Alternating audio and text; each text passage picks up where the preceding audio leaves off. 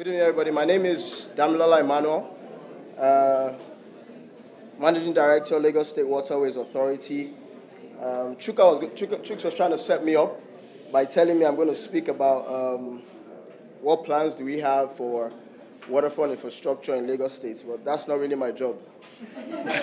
My job is transport connectivity, and just to tell you that, because I keep saying it, my team is young, and I look across this room, I see young and old people, but I'm finding that there's a good mix, because in another 10 years from now, I possibly won't be in this role anymore, but I keep telling people that we're going to move to become a water city, because that's what I sort of see eventually. So anyone who's smart would start thinking about that right now, because one of the things we possibly have most of the time with the government is you see that projects start and they don't finish, but things are being done differently now. So one of the things I have also done coming on board is to say, for example, to the chief executive of the state is, Lagos State has 55 jetties across the state, which is across the 5 divisions of the state. And I said to him that out of those 55, if you look at every one of them, they're fit for purpose, but they have several issues. So why don't we find a way to revamp them, get them working, and then you have a whole transport connectivity amongst them. So we're currently looking into that at the moment. And I just want to quickly show you these images to show you what potentially they would look like. These ones are actually existing right now, and they just became fully functional this year. So this is the Badore terminal. If you can look at this, it's been concessioned to a private operator. The waterways cannot just be run by the public sector, so we've partnered with the private sector as well to make sure we drive water transportation. I know, yes, you're not starting seeing all the good ferries, which you intend to see, like the way you see them out of Nigeria, but between now and the end of the year, you're going to see a massive influx of a number of those ferries coming in. The government has just approved for 10 new operators who are bringing in standard ferries to run across the 5 divisions of the state. One of them's ferries has already landed and started a test run. But that doesn't mean we're going to wipe away all the ones you currently see, which we call banana boats, or what you call they call them gbadi, that's what they're called. But doesn't mean we're going to phase them out. We have to find a way to infuse them into the whole system. Because you know what happens is that if you wipe them away and don't have a plan for them, then you're just looking for potential trouble in the future, which the state government doesn't want to do. So this is the Badore terminal. Now this is the building you saw earlier. I had you show that. So this is our new office. This is where we're moving into.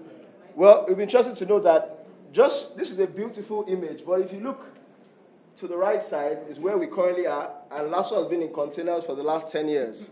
So we're actually 10 years this year, and in our 10th year, we're actually moving into this. However, in as much as this is a state government structure, we're not just going to take the credit, because this was not built by Lagos State government. It's just to show you that PPPs actually work. This was built by MTN, for Lagos State Waterways Authority, because the land belonged to Lagos State, and MTN approached Lagos State and said, look, we don't have a car park space for our building. We need car park space. Okay, part of the deal was you get your car park space, fine, but you build, I guess by the time they were thinking about it, they didn't know how much it would cost, but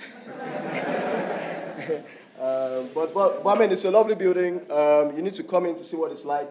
So this is where we're eventually going to move to now. We're going to have ferries berthing there. We're going to have the e-ticketing system in there as well, because we want to start to promote that across Lagos State.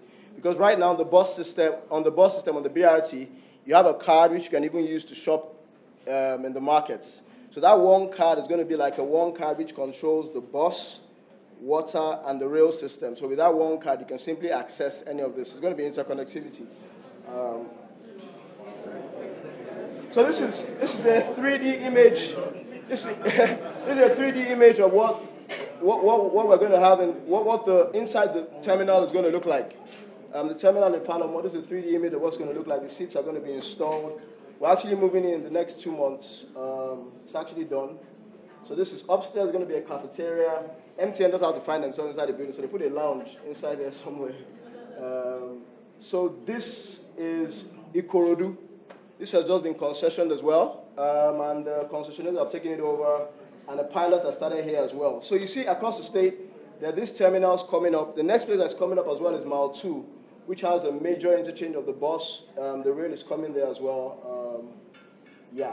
So I don't want to take too much of your time, but I just wanted to mention this, and it's a great time. I'm happy to be in this kind of room with, obviously, architects who will come up with such infrastructure. But like I said, Lagos State is very serious about the transport connectivity. That's what we're currently working on, and we're committed to the cause. Thank you very much.